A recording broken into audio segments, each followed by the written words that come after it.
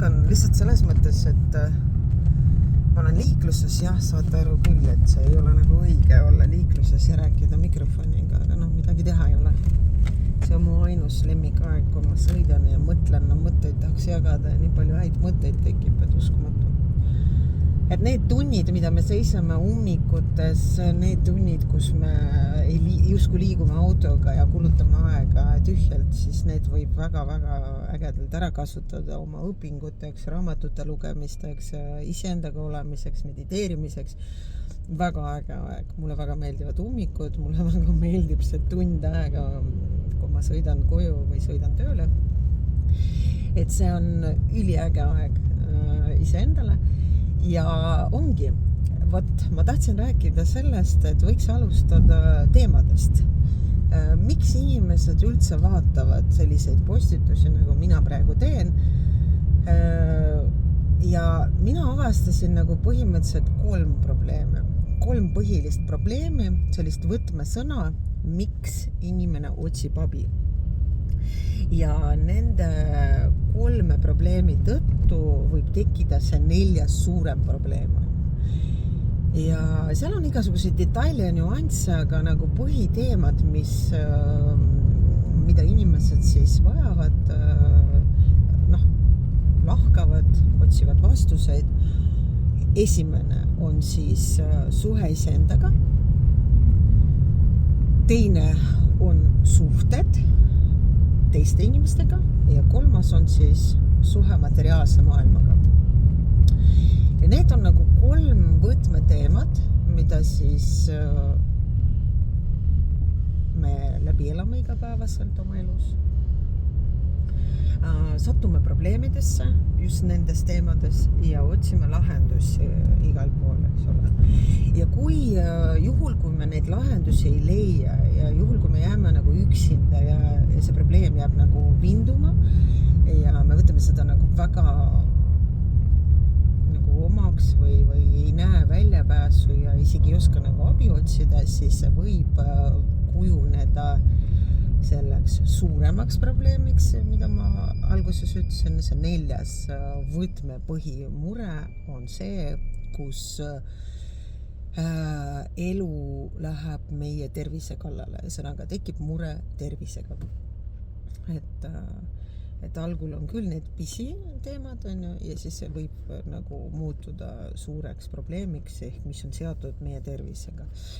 Et kui teie leiate, et mingisugused probleemid veel, mida mina ei ole maininud, siis tegelikult võite kirjutada sinna kommentaaridesse, aga need on siis teemad, mis mina arvan on nagu põhiteemad. Esimene, kusjuures, ma tegelen human designiga, seda te juba teate ja on olemas selline asi nagu hologeneetiline profiil, kus on kirjeldatud kogu see teekond, kuidas oleks nagu siis õige elus teha asju. Ja õige olekski teha, nii-öelda nagu selline bakalaureuse õpe, et 3 aastat, 3 käiku on. Esimene käik on siis teha korda suhe iseendaga, siis pärast minna juba suhtesse või suhte kallale ja 3. pidi lahenema materiaalne suhe. Ja see on uskumatu, kuidas meie hüppame 1. klassis üle ja tahame kohe 3. minna. Mida teeb noor, kes lõpetab kooli? Mida ta teeb? Esimene asi, ta seab endale eesmärgiks karjääri. Tahab raha. Mida ta teeb? Läheb ülikooli, hakkab panustama kogu oma väega või jõuga sellesse, et teenida palju raha. Protsessis, kus ta saab juba hea töökoha kohe alguses, väga kärsitult, üsna palju, see on, ütleme, me räägime praegu 95%, on inimesi, kes oskavad elada väga hästi oma elu, aga seal on teised nüansid, ma ei hakka praegu väga nagu nüansidesse minema. Siis tegelikult, kui raha on käes, järgmisena, mida teeb inimene tavaliselt, läheb suhtesse, läheb 2. klassi. Aga kui raha ja suhted juba nagu, nii-öelda teemana üles võetud, siis tegelikult, kes seal viitsib nagu mingit iseendaga tegeleda, ma ei tea, mitukümmend tuhat panna magama selle peale, et sa istud seal, ma ei tea, mitu aastat Holistika Instituudis, arutad seal, ma ei tea, ema, isa, juured, räägid igasugused vanaemades, mediteerid, jagad energiat, joonistad joonistusi ja maksad papi muudkui paremale vasakule, no. Et keegi ei taha seda teha, see on nagu kõige ebaatraktiivsem asi. Aga kuna, vaat me arvame, et me otsustame siin elus ja me oleme nagu kõige targemad, siis tegelikult me võime siis sellise asjaga tegeleda nagu niimoodi nagu üle lasta elu kuni 40 ja 38-aastaselt tegelikult, kui sõlmed vahetavad astroloogiliselt, see on nagu astroloogiline nüanss, aga see pole oluline, aga lihtsalt vaat selles vanuses tekib see moment, kus kõik, mida sa valetasid iseendale ja elule, pöördub sellisesse kriisipunkti ja sa hakkad tundma valu. Ja see valu on nii meeletu ja nii väljakannatamatu, et sul ei jää midagi üle, kui hakata tegelema iseendaga ja sa jõuadki esimesse klassi, eks ole. Sa lahutad oma abielu, võimalik, et sa kaotad oma vara ja neljaks, aga sa satud sinna esimesse klassi, sellepärast, et see jäi sul nagu vahele.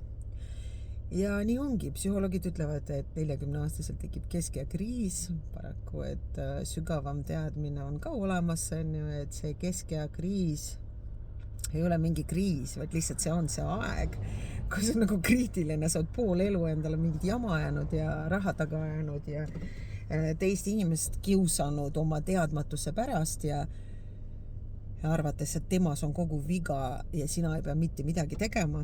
Ja see jõuabki sellisesse kohta, kus sa oled käpuli, sa nutad, sa oled kurb, su abielu laguneb, su raha on kadunud, sa teed mingisuguseid valeid lükkeid ja otsuseid ja siis sa hakkad nägema. Ja sa hakkad nägema selliseid asju, mida sa näha ei tahtnud terve elu, ja see on isegi, see on põnev teekond, aga see ei ole nagu nõrganärvilistele, kui sa tõsiselt seda mõistad. Ja mõni ei jäägi ellu. Ja point seisnebki selles, et selles hetkes, kui see tõde nii-öelda pinnale tuleb ja see suhteprobleem aktiivseks läheb, eks ole, sa ei suuda nagu läbi saada oma kolleegidega, sa ei suuda teha seda tööd, sellepärast, et sa tegid seda tegelikult mõistusest, sest see palk oli hea, mitte sellepärast, et sulle meeldis seda teha. Ja nii edasi ja siis kogemata mingisugused ootamatud olukorrad, ma ei tea, langevad hinnad, majanduskriis, igaüks või miskit süüdi minu probleemis, miks mu raha hakkab nagu kahanema või mingisugused karjäär ei edane enam. Ja võt sealt on see põnev moment, et see kõik on põhjusega, mitte mille eest, vaid mille jaoks, selleks, et sa ikkagi teadvustaksid, kes sa oled, miks sa siia tulid, mis on oluline, mis on prioriteet.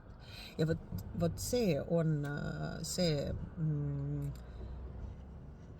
mis teeb sellise kriitilise momendi, nimetakse keskea kriisiks, tegelikult see on väga põnev aeg, kus sa saad pühenduda iseendale, sa küll nutad, sa ei saa sellest aru, et see on sinu jaoks väga hea, aga mingi hetk sa hakkad seda lausa nautima.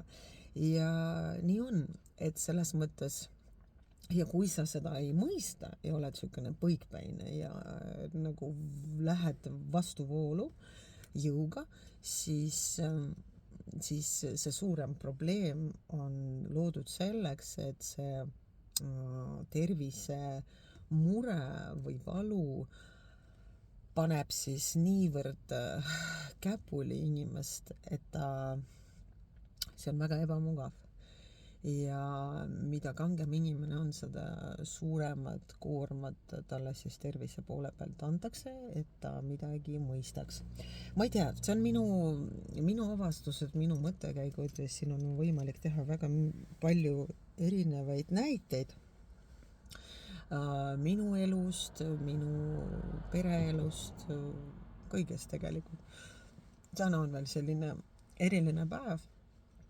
Täna on minu venna surma aastapäev, 2 aastat tagasi sel päeval ta suri minu käte vahel ja see on ka selline kogemus, mida kogedes mina avastasin väga palju, teadvustasin väga palju ja